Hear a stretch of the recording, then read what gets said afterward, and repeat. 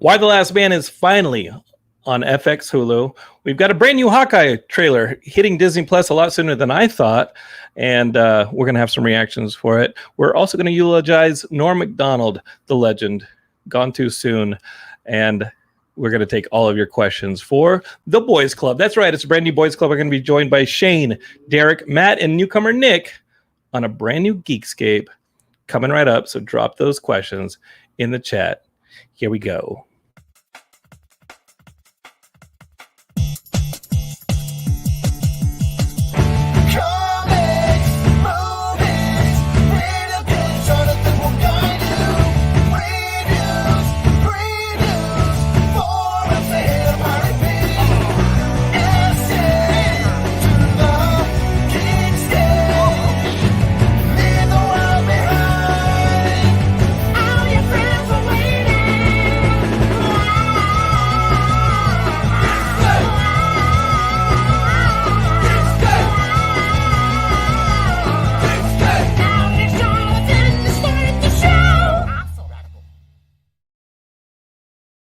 Hey, Geekscapists, welcome to a brand new Geekscape podcast. I'm your host, Jonathan London, and on this show, we like to talk about movies, video games, comic books, pop culture, all that stuff that's fit to be crammed into Comic-Con, but we haven't been to a Comic-Con in well over a year because of this damn pandemic, and y'all are probably being like, hey, I want my Geekscape right away, and you're like a day late, London. What happened? Well, the truth is, I got my ass kicked this weekend. I like to do that thing called ultra running, and I went up to a race on Saturday, and I got about 2 loops into a 3-loop course that was psychotic, and I said, nope, no, I ain't going for loop number 3. That course kicked my ass, but the good news is it was in beautiful San Luis Obispo.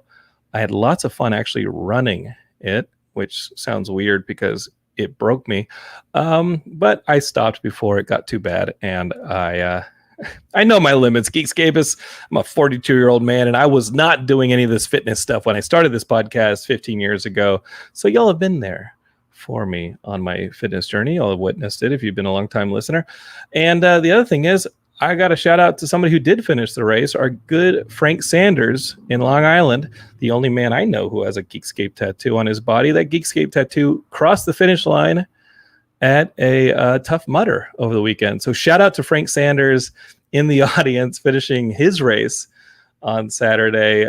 He was stoked for it. He posted some pictures. I don't know if y'all follow Frank on social media. He's a big time Geekscapist and a big friend, and super proud of him. And it's just something I've witnessed with some of y'all throughout the last 15 years as I've gotten into fitness a little bit. Y'all have gotten onto your various fitness journeys. We've had a Geekscapist carry the Olympic torch in Canada. There's just been some amazing things going on, and whether it's walking or running or cycling or whatever you are into, maybe you're listening to this podcast while you do it. I just want to say, hey, it's cool. Keep it going. We're behind you. All right. It's time for the Boys Club. We are live on YouTube, Twitch, and Facebook. And we know the way that this Boys Club goes. We fill Geekscape with a bunch of the boys from Geekscape, Shane, Derek, Matt, and newcomer Nick. And we take some of your questions for the Boys Club. Yes, we're going to talk about some news and reviews. We're going to talk about that stuff. But the main thing is we get the club popping. So without the stopping, let's get to dropping. Let's start it all off here with the man who really runs Geekscape. That's Matt Kelly. Matt, come into the club. How are you, buddy? Hey, welcome. I'm in the club right now. You're in the club. Yeah, look at the lights and everything. You look like a freaking Fortnite streamer right now with all those glowy lights going on. Your shirt's not low cut enough, but you're kind of repping the booby streamer here on Twitch style. I like it. Where are your glowing cat ears? Like headphones. How's that going? Waiting for him to come in the mail, John. Waiting for him to come in the mail. They'll be here soon. I like it. I like it. Speaking of one of my favorite podcasters and somebody who I miss big time, and he's my favorite cuddly kitty cat. No, it's not Shane O'Hare. You sit back down, Shane. It's Derek Cranevelt in Canada. Yeah, when I start saying cuddly, Shane starts getting excited to come on the show, and I'm like, no, you stay in your lane. All right, Alaska, you stay in your lane. I thought you were going to say, speaking of coming in the mail, here comes my favorite. You know what? You set it up. Speaking of coming in the mail, here comes my favorite failed lawsuit starter. And somebody who mails more technology to the internet than I've ever. If y'all aren't listening to Geekscape Games, they don't talk about video games. They talk about Shane's failed lawsuits in attempts to fix a computer that is only broken through his own fucking with the computer-ness. And let's get him on the show here to, I think this is the most you're actually going to speak your case is right here on Geekscape, because this will never see the court of law. Here we go. We got your gavel ready, Derek. Here comes Shane, the prosecution. Shane, how are you? I'm doing quite well. What's happening, Your Honor? So Shane, I've not finished the new Geekscape Games podcast, and I welcome everybody listening to this to go out and subscribe to it, because really every episode for the most part has started with the first 20 minutes being an epic of you trying to fix your graphics card, which has been broken for the last 6 months, from what I can tell. I can't tell if that is a failing of the manufacturer, and I'm starting to lean towards not, and more so the fact that you find some YouTube video of a 12-year-old spouting fix-it glue all over their freaking board and frying the damn thing, and you being like, I know how I could fix it. It getting fixed, and then the next Geekscape Games, it's effed again. Is the graphics card what explains Shane's camera quality as well? Hey, the camera quality looks great for me right now, right? So everything, I don't know what you're talking about. Well, you look like a human being in the first Toy Story movie right now. Hey, I'm at 720p. I got it. Technically not high def. Here, we'll. It's like an FMV from a Sega CD game or something. That's what it looks like. Yeah, you look like one of the actors from Sewer Shark right now. Can we just admit that you also brag on Geekscape Games about collecting outmoded technology, which I think you're broadcasting from right now, so you're really bad at arguing your case in any form. Like that's an old electric typewriter that I rescued that I'm repairing. I got some old servers from 1995 right there. Old facial hair from the 1850s. I got some fried chicken I'm gonna sell you. Finger licking good.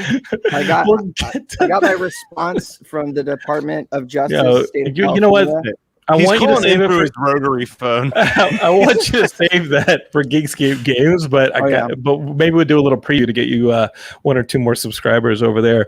The comments are already coming in because Bolt T says, "The boys, we love Bolt T," and I don't know Fire Rifle 64, but I like that 64 on the end of their title because it makes me go to a happy place with the Nintendo. He just says, "Wow." For me with rifles, they just say, "Wow." Okay. Got to tell you, the boys club, I do love my boys right here. They're the boys club that we know. Sometimes Josh joins us. Carlos joins us. But we have a new boys club attendee in the club. Our good buddy who just started his podcast up on the Geekscape Network. He didn't just start the podcast. The podcast has been going on for, I think in the club they'd say a minute. But...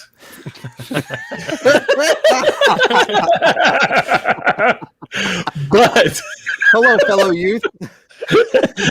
How you doing, fellow kids? But he just brought it the Geekscape Podcast Network, and here he is, our good buddy Nick, the host of the Waifus and Weeaboos podcast, covering all your favorite anime and sometimes manga news and reviews. Sometimes. Nick, so far you're about 9 minutes into Geekscape, the main show. How do you like it? I've already been cracking up behind the snes already. You guys are too funny. I don't even think I belong here, in all honesty, because the humor that you all have, I don't know if I could keep up with it, but I'll try my best. Nick, it's just a healthy dose of Comic-Con sleepover homoeroticism, and you'll be right in with the rest of us. Just a dash of self-hate, and it goes a long way. We've all shared beds with each other, Nick. In the you know what happens at Comic-Con? Well, it just ends up getting told on the podcast. We haven't been to Comic-Con in 2 years. So without Comic-Con in 2 years, we don't have fresh stories. So if you want to hear those stories, you got to go back in the podcast and listen to them from a year or two ago. That being said, Nick, That's welcome. me. Smile. And that is what you have to look forward to. Adventures like, I don't know, battling the cock shark and shaving Jonathan's neck. Stuff like that. You're looking forward to it. Yeah. No. You signed up for Geekscape and you were like, I thought you were just going to help promote my podcast. Oh, there's a quid pro quo, my friend. And that quid pro quo may cost you your soul. Nah, we're all good here. We love your show. I don't even know what you're talking about on that show, but I do absolutely love listening to it. And Nick, if I can just like pimp your show real quick because it's now part of the network. Geekscapists, imagine I've been wanting to have an anime show on the network for a long time because from Anime Expo to the explosion of like from One Piece to all the millions of really popular animes that have come out over the last, 15, 20 years as this stuff has exploded. I've told Matt many times, I was like, we got to find an anime show. And my good buddy, Jesse Brennan, was like, my buddy Nick is doing a podcast and, he's new to it, but he knows his shit. And I was like, all right, let me give it a listen. And it took a while. And when I finally listened, I was like, this is the podcast we need. Because I have no idea what Nick is talking about. It is so deep cut anime talk. Like he's talking about titles I don't even know. Like I'm like, oh, I just like Miyazaki and a couple of Death Notes that I read. Like I'm like so basic as far as it comes. I'm like a very cursory anime fan. It's huge, and I knew we needed it on the network. And as soon as I heard the podcast, Nick, Waifus and Weeaboos, I was just like, this is a dude who I could listen to talk about anything. He's talking about anime. He's hilarious. Let's get him on here. And Geekscapists, you got him right here on the Boys Club.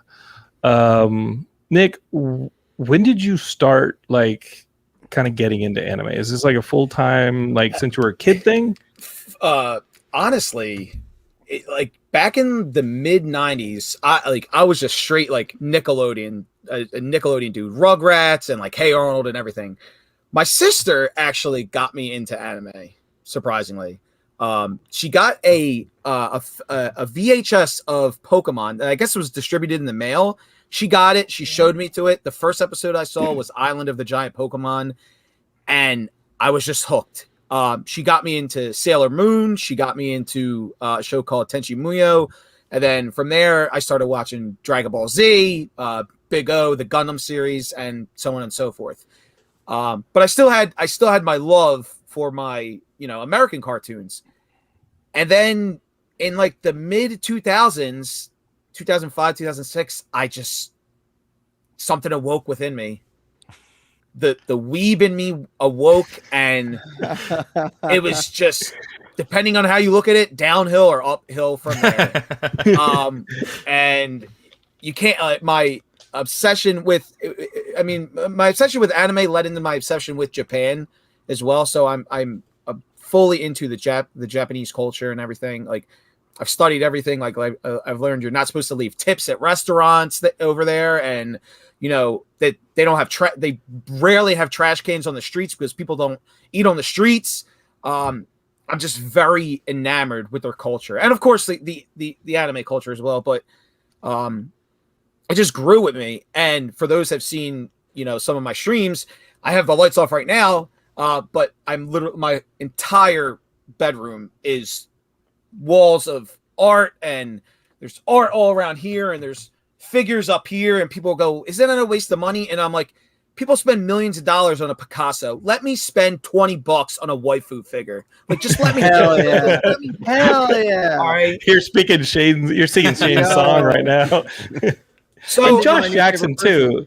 Like Josh Jackson on our Geekscape Games podcast. Like Josh I've known Josh longer than he's been doing podcasts on this, but on this network. But Josh was always like going for the Japanese import games. He's always been on the video game side of it and some of the waifu side of it, been passionate about it. And Shane always shows up at Comic-Con with some grab bag from that like weird aisle you don't walk down because it's got all the weird stuff on it, the kind of sex stuff.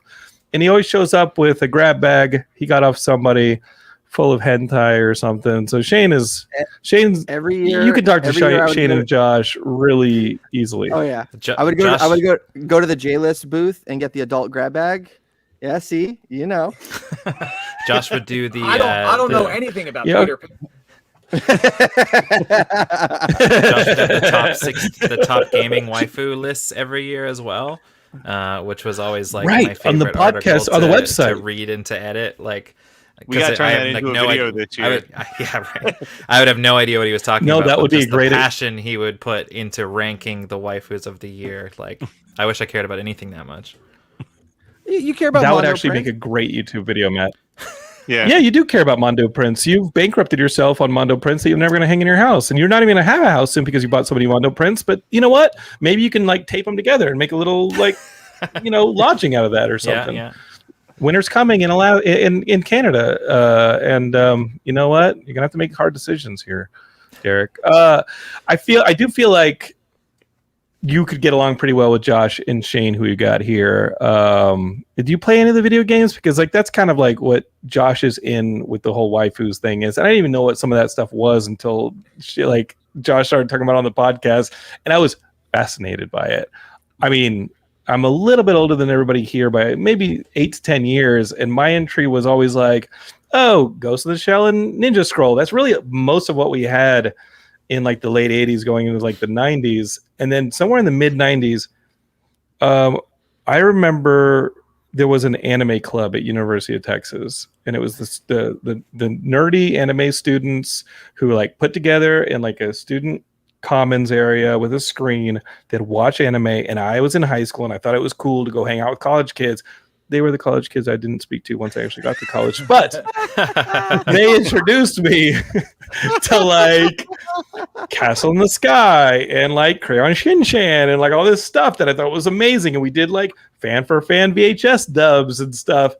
And it that kind of carried me all the way to like, I remember summer 99, my co-host in radio and I split up for the summer because I was going to New York to intern and he was staying in Philly to work on the show at where we went to school. And I bought 2 Game Boy Colors and Pokemon Red and Pokemon Blue, and I gave one to him with blue, and I kept red for myself, and I started playing that Pokemon. And then, of course, you become a Pokemon fan and a Pokemon.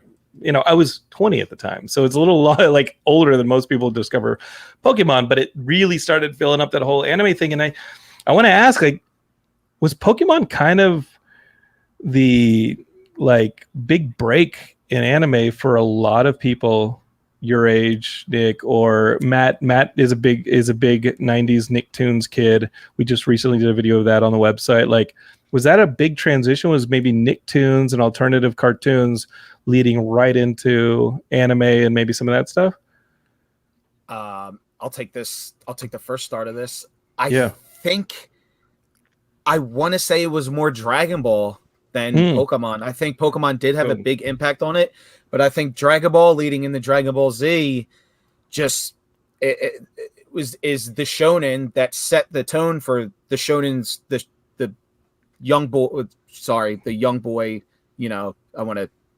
Is that what shonen? Because I see the Shonen Jump stuff at Comic-Con. Yeah, that's what it is. It's all like you're one. I mean, One Piece. One Piece came before Dragon Ball, I believe. But I mean, Dragon Ball Z is just like the foundation for shonen, which led into One Piece being more popular, Naruto, Bleach, and even some newer stuff today like Demon Slayer and Kaizen that just aired recently. So Pinky's Blue on Twitch just said you can't forget Sailor Moon. That show is a fucking phenomenon. And of course Sailor Moon. You can't forget Sailor Moon. I would say that Shane made a pretty compelling argument in his Adult Swim video as well for the Adult Swim block, really introducing like high level anime into like the United States as well, because like that was when I noticed my friends were getting into anime. Like it was like the Cowboy Bebop and the stuff that was coming on after the weirdness of Adult Swim really started to bring them in. Yeah, and David Wilt over on Facebook, he says, Speed Racer, and for me, like it was Speed Racer, Astro Boy, but really we mainly had like, and maybe some of you'd see Voltron or Robotech sometimes on the TV, but I'm like 8 to 10 years older than some of y'all, and really all we had were those films. So like, Akira, Ninja Scroll, like that's kind of the stuff that we were like, okay, if you're into anime, that's kind of what you're left with. The explosion on cable, and like y'all said, like the opening up of that Shonen Jump, and you're right, Dragon Ball Z exploded it. Huge. I remember. Was it not? Sorry, was it not for you guys like here and the age that I am? It was just completely ruled by who had the popular trading card game or who had the popular toy. Like literally, it started with Pokemon for us for sure, and then it was like even more than the show. It was the cards, and then everyone jumped to Digimon, the show, and Digimon cards, and then Yu-Gi-Oh, and then onto like Beyblades and stuff like that. But it was always seemed like the popular anime or the popular cartoon or whatever. It was always solely whatever had the popular trading card at that point in time. Voltron is the shit, and Voltron, that recent Netflix series of Voltron where they kind of do a little bit of like a reimagining of it, that was great. I remember loving Voltron because it was like Transformers were like my older brother's toy, but Voltron could be mine because it wasn't Transformers, even though I liked Transformers and I really loved it. But I could have my own Transformers, and that was Voltron. And then of course we have Robotech and Ronin Warriors, and then Speed Racer. And I mean, Astro Boy, as somebody who like loved Mickey Mouse, and obviously that's the Japanese equivalent to Mickey Mouse is Astro Boy. Like, and then obviously the Pinocchio parallels and stuff like that. That just as a kid, I loved that stuff. And I got to tell you, a lot of that stuff wasn't even on American TV in the 80s and 90s. I was watching that stuff over the summers in Mexico when I was visiting my mother's family, and Mexico would have Spanish language dubs of a lot of the anime shows that weren't coming to America, and I would totally eat that stuff up. And what was the one thing that I said early on when I started podcasting? When I thought of anime, I thought of those cartoons I watched over the summer at my grandparents' house. What was it? The Robo-Titties. Yep, yeah. The woman. Well, I was like, there are so many Robo-Titties. It's just the woman who would like shoot missiles out of her. What is that cartoon where the woman shoots missiles out and they're her boobs, and she shoots them? You got to know this, Nick. I don't. Nick's got to know. Someone in the audience has to know this. There's so many now in this present day.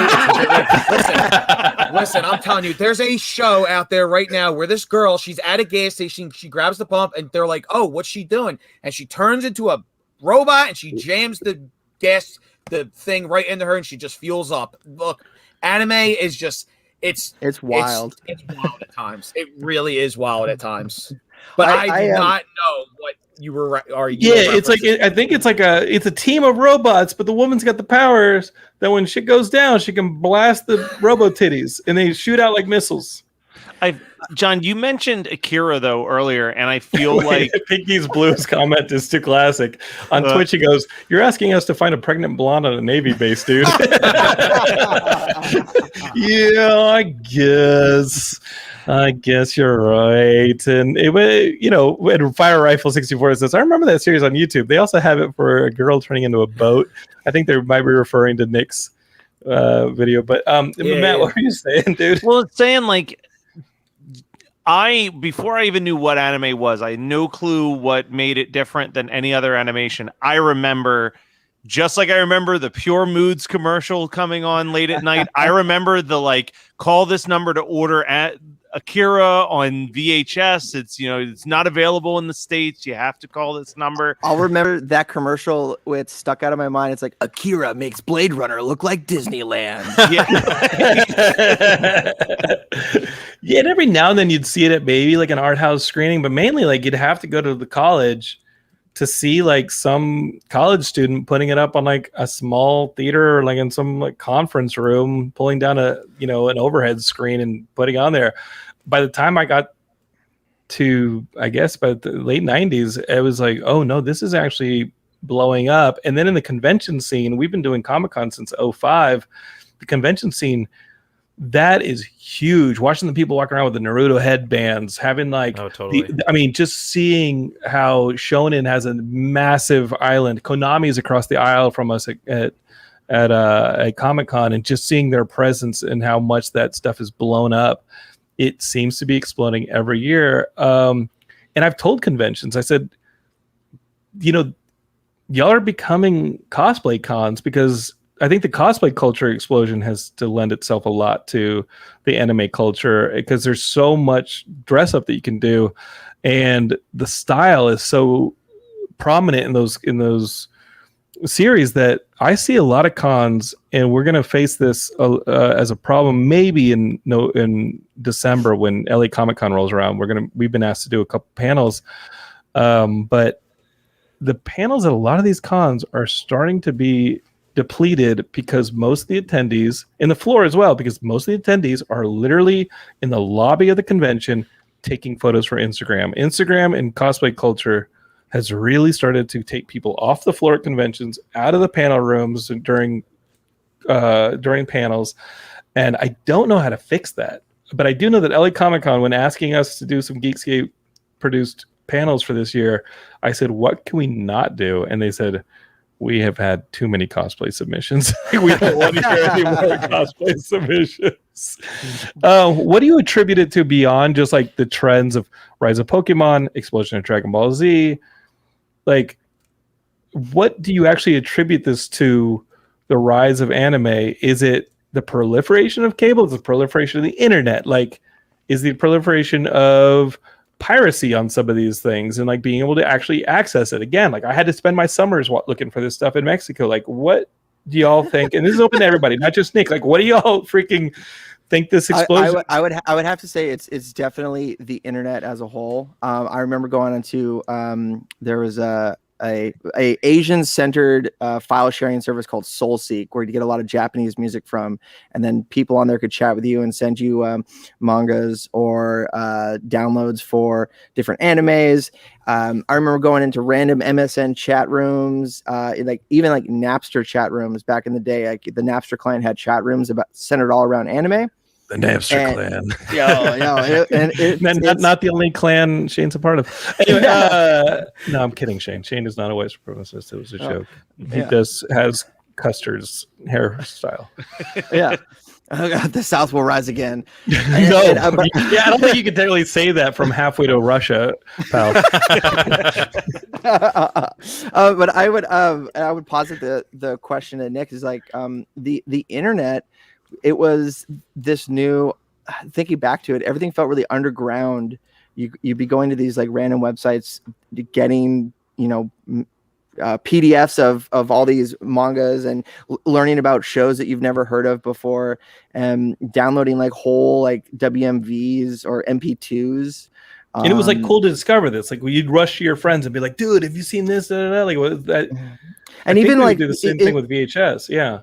And then like even I remember a big thing for me was when Napster got shut down, everyone moved over to Kazaa and LimeWire, and you could go to like type in anime or go to the anime category and start getting like weird shows with like embedded subs or no subs. And it was, you say weird shows, but Shane, you were looking for pornography.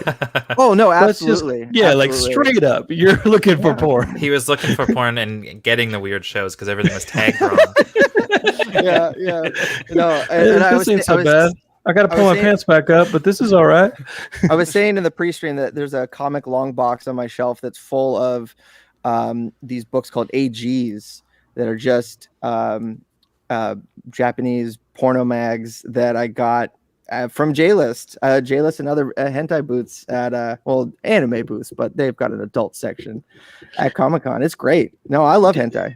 Nick, when you tell people you're into anime, do they lump you in with the sexual deviants like Shane? Do they think that you're just basically a pervert and have like a real doll at home or like something like that? Not to judge, kink shame people in it with real dolls or like no.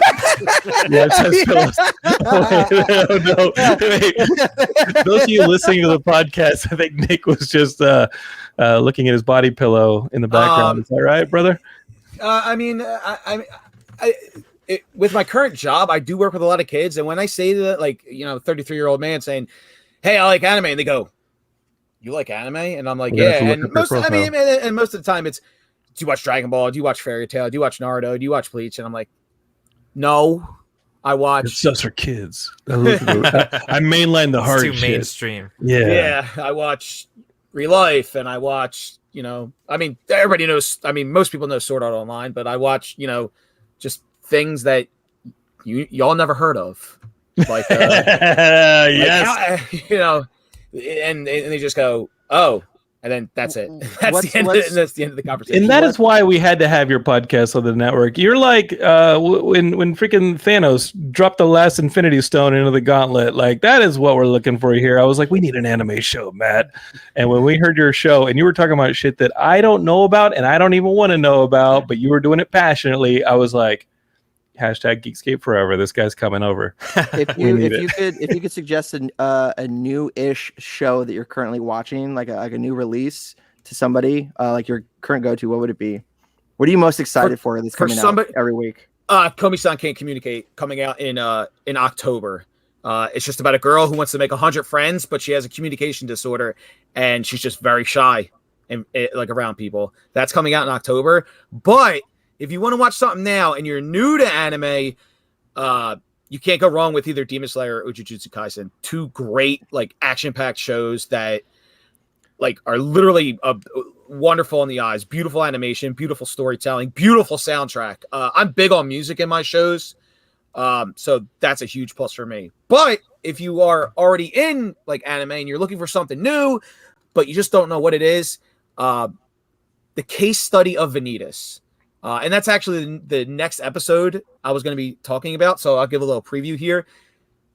I never thought I would love a vampire anime.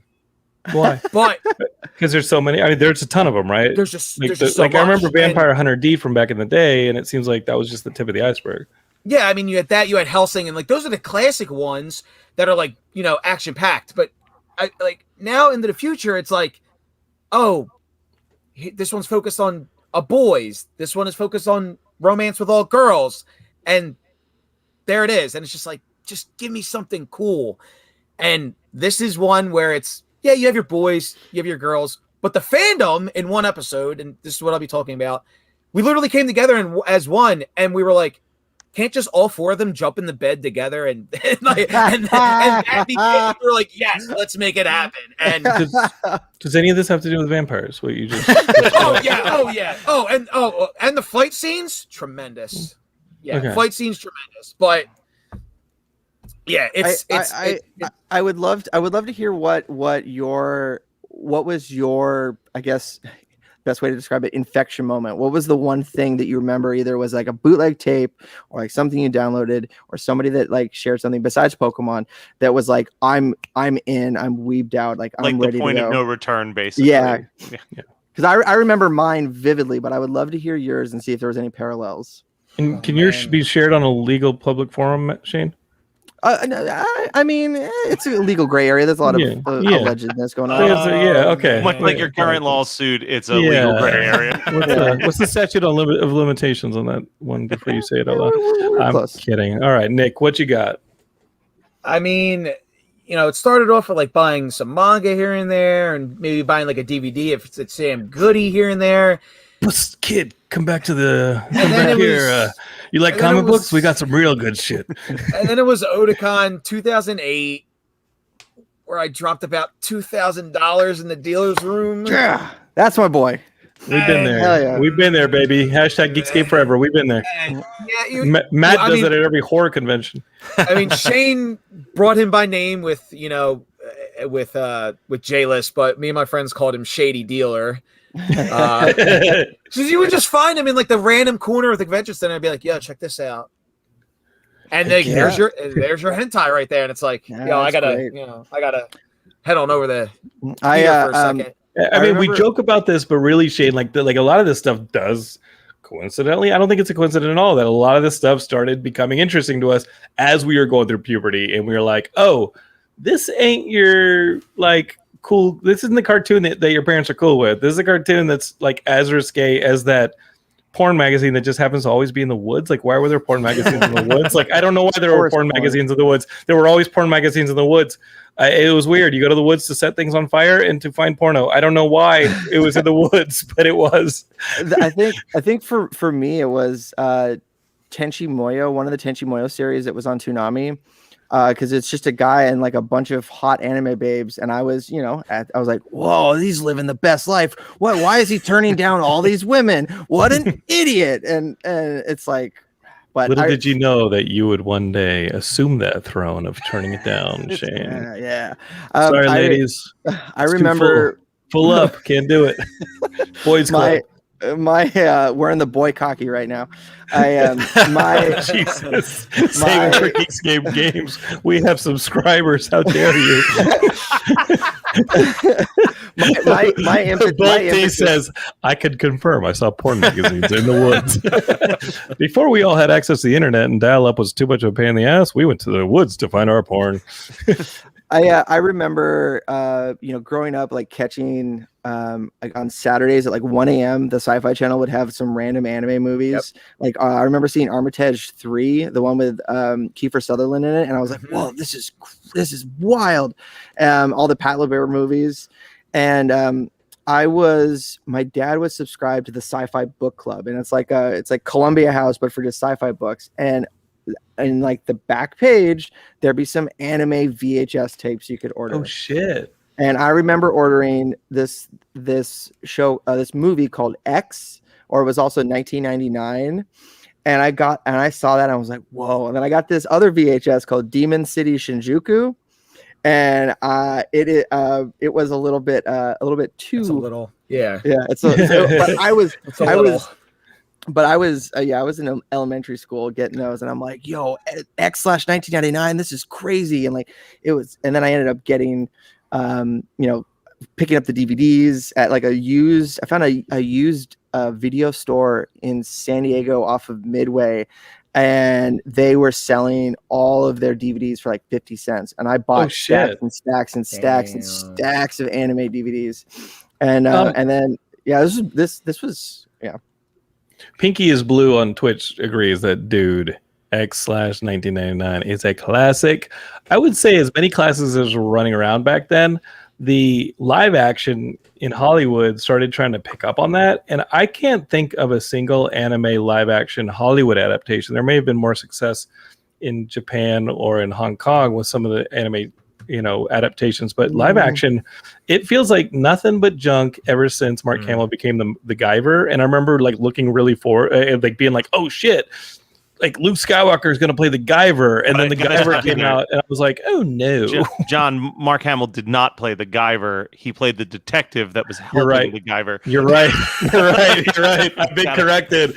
You know what? On that one. No, Matt, you play a very valuable role here on Geekscape, and I appreciate the fact check on that one. But I remember being hyped for that movie and being like, yo, that anime is going to become a freaking live action Hollywood, not really Hollywood picture. And then being like, this is unwatchable. And there has not been a whole lot of adaptation since. I got to tell you right now, I'm going to tell you with all this Matrix 4 news, and I'm not hyped that much for Matrix 4 because I watched Matrix 2 and 3. I got to tell you, the anime movie that I think is the best adaptation from Hollywood is that Wachowski Speed Racer movie. I think is tight as hell and seriously overlooked. I love the Speed Racer movie. Just gonna put it out there. And John, this is coming from someone who does not watch any. I own 2 anime DVDs in my entire like 4,000 title collection. But I've been told I'm a big fan of the Guyver sequel, the Guyver Dark Hero. And from everything I've ever read, that is like the movie that the people who are excited about a Guyver live action movie, that's the movie they wanted. So like that might be worth checking out. Well, you didn't like the Fist of the North Star live action movie? No, man. Remember that Double Dragon shit with Matt Wolf or Scott Wolf or whoever that kid was from Party of Five? And I was like, oh, they're making a double. No. There's not been a good anime adaptation. I remember live action.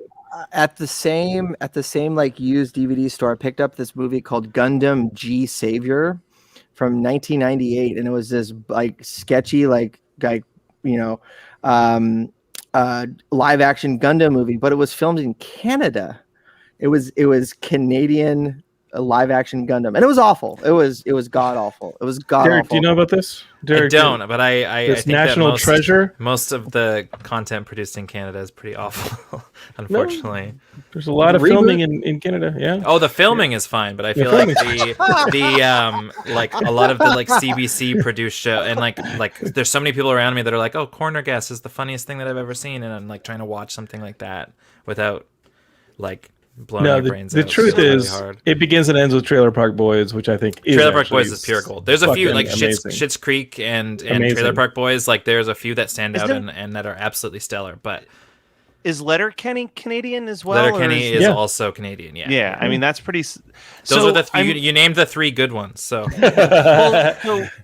I mean, and I've got a slight segue to something else as we're talking about Canadian comedians, but you're familiar with SCTV, obviously from the 80s, and the Mckenzie Brothers. Did you know that the Mckenzie Brothers stemmed from Rick Moranis getting pissed off at the fact that like Canada made it a rule that if you were filming in Canada, you had to have at least 10 minutes of what they called purely Canadian content. And he was like, we're all Canadians doing a comedy show. How much more Canadian can you get? And they're like, well, we need purely Canadian content. And he just said, hang a flag and get me a case of beer and just hit record. And him and Dave Thomas just riffed this like 10-minute sketch. And it became the biggest thing on SCTV. That's amazing. I loved SCTV. And you're, of course, talking about what's the name of the freaking movie, Matt, in the series? Strange Brew is the Strange Brew is the film. I saw somebody reference that the other day, and I'm a big Kids in the Hall fan. We've had Scott Thompson of Kids in the Hall on the podcast. We talked about him last week on the show when we were talking to Nick Scown about Too Soon, the 9/11 documentary about comedy that came out this past week. But yeah, I mean, Canada's pretty good on comedians. I mean, we just lost one of their greatest today. We lost a legend. We lost Norm Macdonald, which, I mean, this one was a big surprise. Norm Macdonald was a rough one, especially then when you find out that he was actually battling cancer for over the last decade and keeping it secret, which is brutal. I wish I could change the little lower third on the video over on YouTube, Facebook, and Twitch because we just covered up Nick. But Norm Macdonald, 1959 to 2021. Like, it's sad to think about this. And Norm Macdonald's somebody who, like, you kind of took him for granted because you always. He was a comedian, honestly. Yeah. And he only had SNL for 4. He was only on SNL for 4 years. Yeah, but I mean, I think so I just watched Seth Meyers literally just released a video on his YouTube channel paying homage to Norm. And he said that when he met Norm Macdonald for the first time, he said the hardest thing about doing Weekend Update is trying to not talk like you because of like how influential Norm's delivery on Weekend Update was. And I mean, this one, I think as I look back on it as like a kid who was only maybe 10 when Norm was doing Weekend Update, like that was my first introduction to anti-comedy. And then I became a fan of like the stuff that was happening in the early 90s later on, finding the SCTVs and the State and like these comedians where the whole premise was like, Steve Martin said it really well. I think Steve Martin was like the original anti-comedy performer, but it was like, the idea of someone telling a joke is funnier than the actual joke. So like almost poking fun at like that desire to get a laugh is more entertaining than writing a joke. And Norm was the king of that. He was the king of bombing on purpose and making it fucking hysterical. Like his Bob Saget roast segment is the greatest thing that has ever happened on any roast ever. Like, he's literally got a joke where he just says 9/11, and it's the way he delivers it cracks me up every single time. It's so risky and fucking like, how are we gonna pull that off? And he does it. He does such risky humor, but he's got no shame, and I think that's like Matt said, the bombing on purpose. He can make anything funny. Like I just saw a video of him like from forever ago where he was interviewing Lonely Island and talking about how like he could get what did he say? He said something to the effect of like, if I go back in time to kill Hitler, I'm worried I'll get like entranced in his eyes and become part of the team. And it's like you what? Like you said that to the Lonely Island, and you know when I say it, it's not funny. Like half the things I say, but like or most of the ththings I say, but that's like a risky thing, and it's hilarious. And I just remember Dirty Work. Like I remember. Okay, so June 1998, Dirty Work comes out, and I had just come home from my freshman year at college. I completely did not know what the hell was happening. Like college for me was rough because I just remember that first year. It was 2 years removed from losing my older brother. I just like left home for the first time, spent a year in Philly where Nick and Matt live. Could not have been in a place in the United States more different than Austin, Texas, than Philadelphia.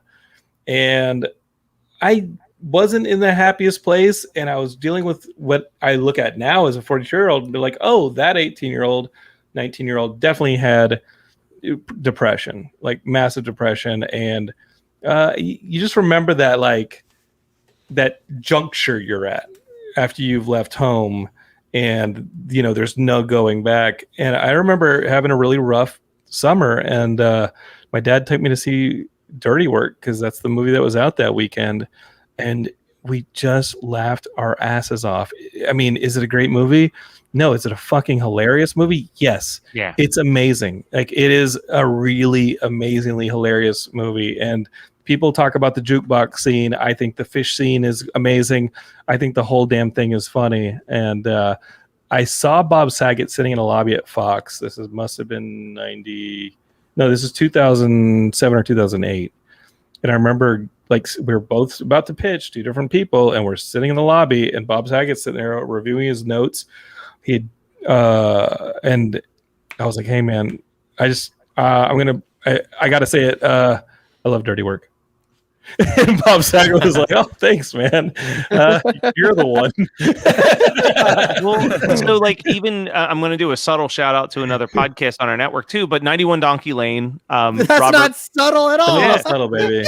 Robert Bacon. We don't do subtle on Geekscape. No. Robert Bacon of 91 Donkey Lane has another podcast called Adam Sandler Please Stop, where they just watch pretty much anything that ever had Adam Sandler involved, be it a Happy Madison production, and then they started moving to like adjacent movies. And they just recently did an episode about Screwed, which was the movie starring Norm Macdonald, Danny DeVito, and Dave Chappelle. And throughout that entire episode, they kept saying, like, this is an objectively bad movie with a bad script and all of the jokes suck. But Norm makes them work somehow, despite the fact that they're terrible. Amazing. So Norm Macdonald, man, like that one hurt. That was a big one today. Let's move on to some happy stuff. Speaking of Canada, here's a TV show that was filmed in Canada that finally hit, that we've been waiting on for a long time. We're talking about the FX and Hulu. I don't know if this is a co-production between the two of them. I just know that it's releases at the same time on FX that it does on Hulu. 3 episodes are up as of the recording of this podcast. Actually, I got to. I've watched the first one. I know Derek's watched the first one, but we're talking about Why the Last Man, which we all kind of like have been waiting for since we like loved the comic way back in the day. It's funny. It's funny, like, talking just about how long we've been waiting for it, because I was looking back today on, I remember getting into Why the Last Man in the first place as like a 15, 16-year-old kid, and it was actually from an episode of Geekdrome that I first heard about it. What? I was going to say, I feel like in the first year of Geekscape, we were talking about the Shia LaBeouf movie adaptation. So it was the January 24th, 2006 episode of Geekdrome where Why the Last Man was featured on the comics for people who don't like comics section. And I just remember you guys talking about it, and like, it just, like, talking about the plot and the premise and everything, it like blew my mind, and picking it up like right from then. And then I remember like reading it at my movie theater job. Like I think it was, I must have been paperbacks at that point because it started in 2002. I'm reading the paperbacks and like reading on IMDb about how DJ Caruso is doing this Why the Last Man movie starring Shia LaBeouf. And then Dan was going to do it. Yeah. And then Dan Trachtenberg was going to do it. And it's been for sure in development hell forever. And I like sitting down to watch the first episode with Michaela last night, and I just remember literally like pausing it after the first 2 or 3 minutes and just turning to her and be like, I can't believe we're watching this right now. Like I've I've legitimately been waiting for this for half of my life at this point. Like mathematically, I think that is true. And I remember seeing Brian K. Vaughan sitting in a panel at Comic-Con 2005. We're attending the panel. We're not on the panel. Yeah. I'm sitting there, and I noticed that Brian K. Vaughan comes in and sits down next to me. This is 2005 or 2006. And I turn to him, and I'm like, I love Why the Last Man, dude." And he's like, "Oh, thanks. You know what? This is what I do, Geekscape. Is if it's not, you know, that's what I do." And I see people, I just go, "Hey, man, I really love what you do. I don't want anything signed. I don't want a photo. I just really love what you do. Carry on." And Brian, I just remember Brian K. Vaughan being like, "Oh, thanks." It's a great show. It's a really damn good show. Are you in agreement on this one? Oh, I was so disappointed that we couldn't continue and watch the next 2 episodes yesterday because I was pretty enamored by it, I would say. And it feels there's so much that's different, and it's been a long time since I've read the books as well, but it feels equally Hero's story and equally Yorick's mom's story and equally Agent 355's story as it does Yorick's story, whereas it felt like it feels like out of those characters he almost had the least time in the pilot out of any of them, I would almost say. And I'm really looking forward to them. They were all very interesting characters in the books, and they got their own storylines and their own pieces here and there. But I'm just looking forward to an expansion of all of that aspect as well, because it was such an interesting world that they built, and so many, even how the marketing has been happening on Instagram and stuff, where it's like this percentage of airline pilots and this percentage of senator, and like all of these people will die like instantly, and just those things that I feel like, at least to what I had read at that point, other things that dealt with topics like this didn't dive into that stuff in the same way, and to see it live like on a show at this point, I'm so stoked for that. And I feel like there's been so many people attached to B. Yorick for so long. I was pretty into Ben Schnetzer. I'm sure I'm not saying that right, but this guy's really good. Yeah, and I am not familiar with him at all. Yeah, he pretty much right away, like as soon as he started talking, and like the first thing he's introduced and he's in a straight jacket, which feels very similar to how exactly. And the first things that he says, I'm like, oh yeah, like I'm in. Like the one thing that I was noticing was, obviously we've been talking about how this thing has been 15-16 years in development, this comic, or at least that's how long the comic's been out, and it's been in at least 10 years of development. The world has gone on, and we've expanded into a lot of different conversations about cancel culture and feminine and women's rights, and in this show, and that's what we talk about here on Boys Club. This show has started to reflect a lot of that. Like you have like a Meghan McCain type character introduced on this show that didn't exist in the public discourse 10-15 years ago. You have like the conversation about cancel culture that you didn't have 10 years ago when this was starting to be developed. And now I think that this works as a series. Totally. And it should have been a series. It's a series, and I'm glad that streaming has become a thing where you can look at them at a property like this. And Matt Wagner's Grendel just got announced. I don't know if y'all remember the Dark Horse book, and this is a book that is like late 80s, early 90s, one of the early Dark Horse books. It's a book called Grendel, and I just saw the announcement that Dark Horse is making it into a Netflix series, similar to how they've had success with Umbrella Academy. And I'm thinking, okay, now these things that would have been shoehorned 10 years, 15 years ago as films, they are more appropriate as series, and now they're going to find their home on a streamer, and it's going to work. And Why the Last Man just feels like it works, man. This is the way it should have been. And if this is how it's finally come out, like I'm so happy for it to be a series over a movie. And like just to be able to tell, and it wasn't an insanely long comic. It was 60 issues. Like if they have an opportunity to tell close to that entire story, like there's so many big moments in there that I'm so excited to see how they come to play. And I hope it does. Didn't you snag an issue number 1? Yeah, I have the first issue. And I took it to several Comic-Cons before finally being able to run into Brian, and he signed it for me. One time I was waiting at the airport in Vancouver to fly to Comic-Con, and it was the one time I was like, I don't think he's there this year, so I'm not going to bring it.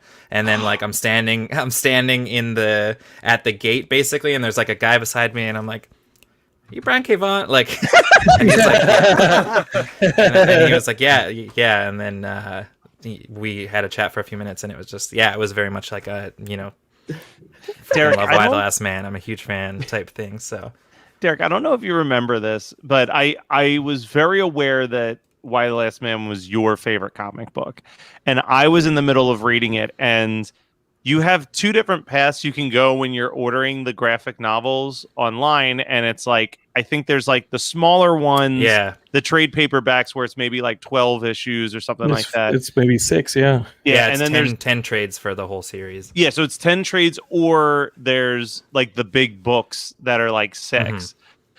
And I was buying the books, but I thought I was reading the trades. So I finished the 5th book, which is the last issue, and I'm like, man, where are they going to go from here?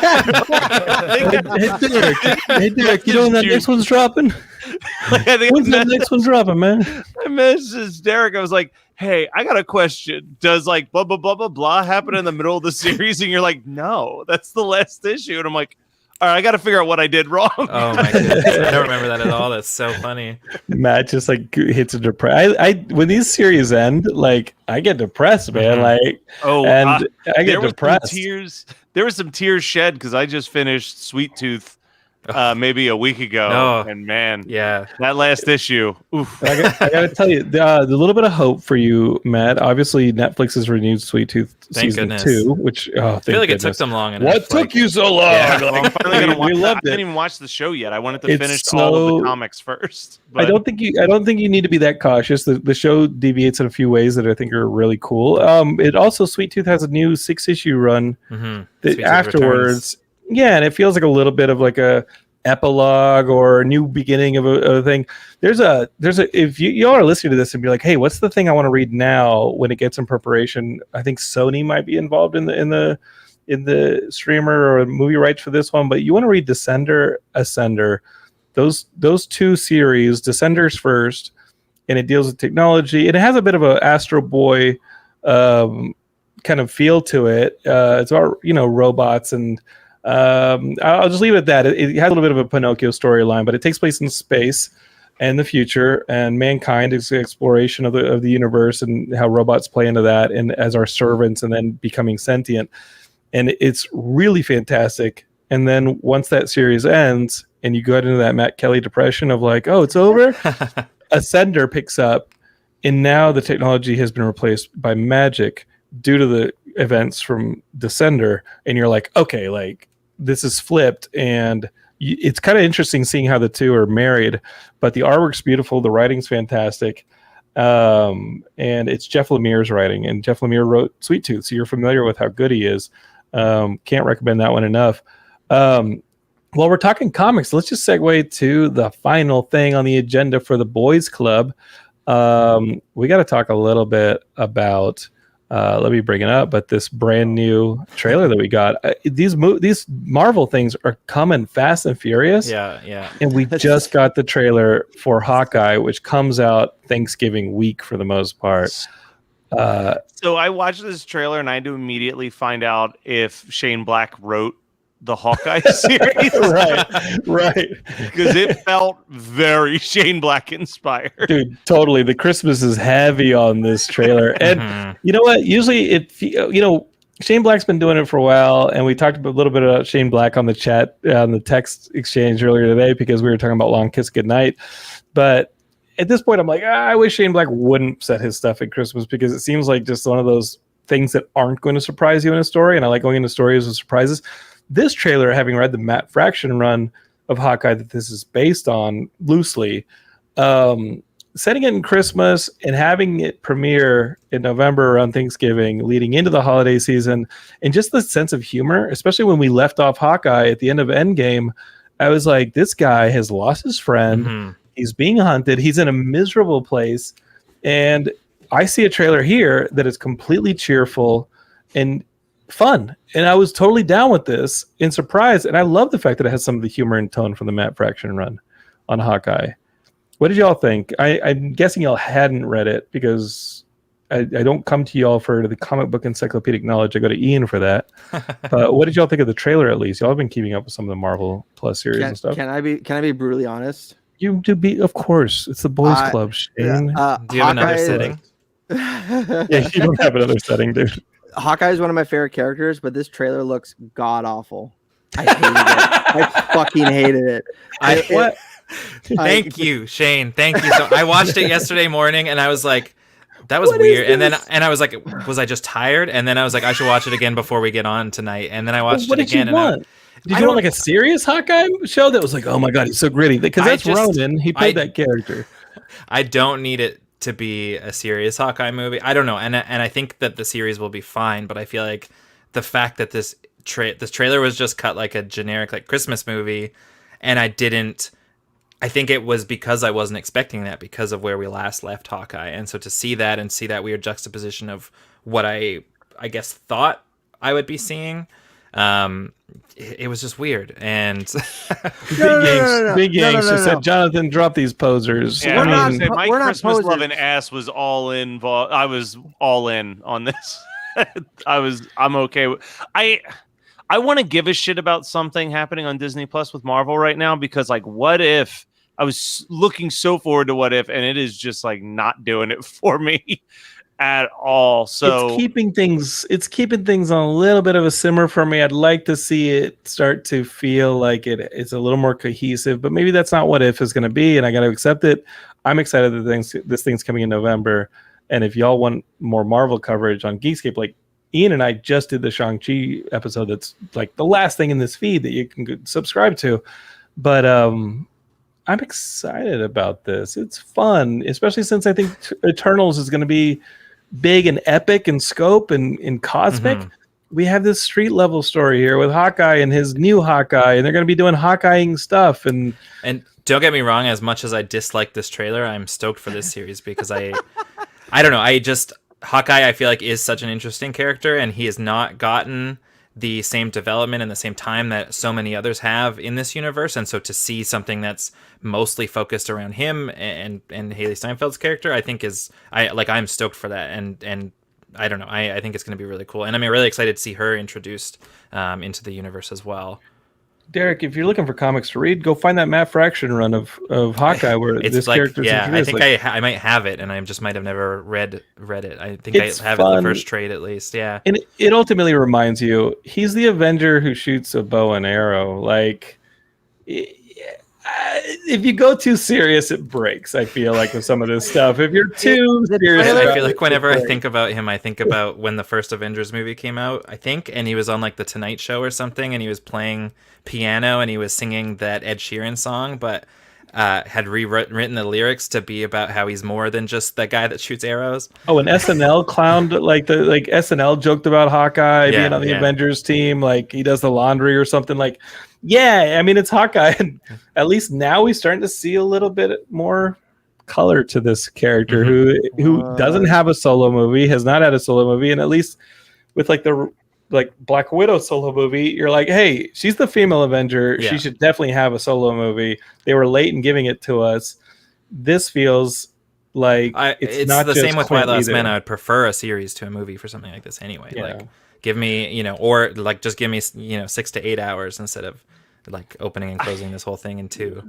This thing says like you got a ragamuffin dog, Russians in Adidas tracksuits. You guys are going to meet the bros. They're fun. Sassy old people, sassy sidekick. What's not to love? Derek, you're going to love that Matt Fraction run. Trust me. I'll do it. I just feel like, and John, I texted you about this even with Shang-Chi, but like, I think at this point now, Disney Plus is giving us all these Marvel TV shows, and it's to a certain extent, it's making me question why I even need any of the Marvel movies. Because like I walked away. How dare you, sir? Because like I walked away from Shang-Chi, and I was like, I wish this was a show, because the pacing was all over the place. But I could see, as I'm watching it, I could see like, all right, the bus scene is the end of episode 1. And then I'm like, okay, the Fight Club scene is the end of episode 2. Like, it almost broke itself out into like a serialized TV show better than it fit as a movie at a certain point. And now that's all I can see with these characters. I was talking to somebody who works in post, specifically with Disney and Marvel, and there's something that's been going on since the Avengers movie, maybe before, but it's just with the frequency and the size of these films. I don't think all of them, but some of them have 2 editors, and I think specifically some of the editors tackle the first half of the movie and the second half of the movie. And sometimes you do feel that shift in editors. You feel the shift in pacing. You feel the shift in tone. You feel it in Shang-Chi a bit. I mean, the movie structurally has two halves, depending on like the kung fu fighting elements and early on, and then you get the fantastical kind of zoo warrior stuff in the second half of the movie. But you felt it on Joss Whedon's Avengers, when Joss Whedon in the first Avengers, when Joss's editor handled the first half of the movie and a second editor handled the second half of the movie, and the merging isn't always like fluid. And I can see where you're saying with that, Matt. I still love these Marvel movies. I think they're fun. Am I in love with all of them? No, but you know what? Like 12-year-old like, Jonathan is losing his fucking mind right now. And this was worth all the poundings I got in high school, man.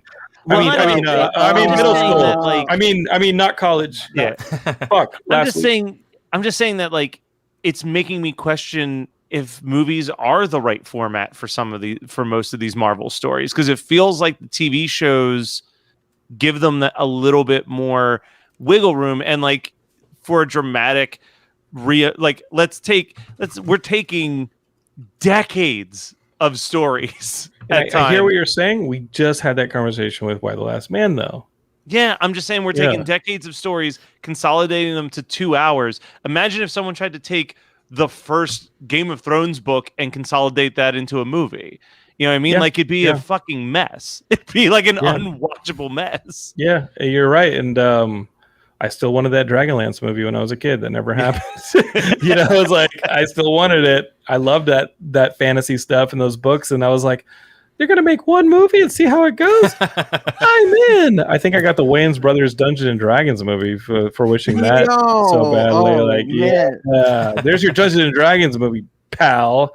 But I'm also the kid who likes the Warcraft film. So I like that Warcraft movie that they made over at Legendary. So I don't know. Okay. I had to look it up. This trailer, it reminded me, and I couldn't remember the name of the movie. It's so forgettable. It reminded me of The Heat. That 2013. This looked like The Heat. I'm like, oh, this looks bad. I can see where you're going with that. Not all buddy cop films are equal. All right. This is definitely a buddy cop type thing. Yeah, not all buddy cops are equal. All right. You know what?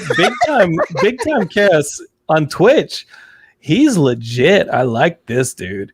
He goes, you know what? There was an animated Autumn Twilight, which was the first Dragonlance book. And there was an animated movie of that. And he said, it sucked, though. Right? It did suck. Like a lot of adaptations, it sometimes doesn't work. But all right. We've learned a lot today on the Boys Club. We've had a lot of comments. We've had a lot of interaction with the audience.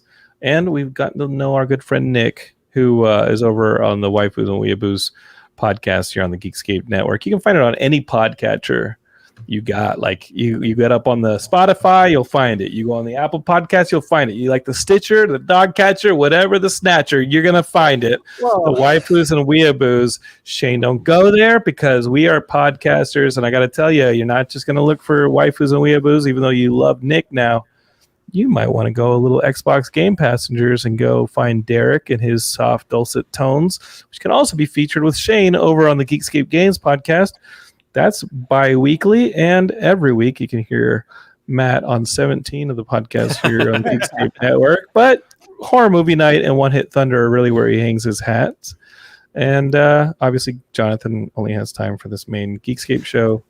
And you're getting it a day late, so he barely has time for that. And you've got time for a Patreon show as well that people can get on patreon.com/geekscape.net. That's right. We're recording one this week, and I think Matt and I are going to focus on this problem we have facing us about panels and what works in a panel at a convention, what doesn't work in a panel at conventions. And we got to address that because I think Shane's coming down for LA Comic-Con. It's the first week of December. Matt's coming down, and we're going to LA Comic-Con it up, both on the panels, on the floor. I think I'm being asked to moderate some of the big name guests on the main stage. We got to smuggle Derek across the border. You got to do it, Derek. It's my birthday, December 5th. Yeah. And you got to do it. You got to come celebrate my birthday with me, please. Pretty please. The border's not even open right now. That's why I said we're gonna smuggle you. Smuggle, yeah. Shane's in Alaska. He lives in an airplane hangar. He can do some shit. I got you, man. We'll roll you up and we'll put you in one of those caskets they put in the caravans, and then we'll just bring you down. No. Fuck the caskets. I was thinking maybe a carpet. I got a better idea. We're shipping a bunch of Mondo posters to LA Comic Con. We're gonna wrap Derek up. Hey, listen, he's gonna be buried in that shit anyway one day. Why not? We wrap Derek up in his unframed, unhung Mondo posters he's never going to do anything with. We wrap them up in it, do a little paper mache, and say that we're going to do an exhibit with the Mondo posters that Derek's got everywhere. And we'll ship that stuff to LA, and Derek will be in there, and then we'll chisel him out of the paper mache mummified Mondo poster, and he can hang with us. It's my birthday, Derek. Come on. I honestly think we could pull something off from him from there to Seattle. You know, we can smuggle you across the border, man.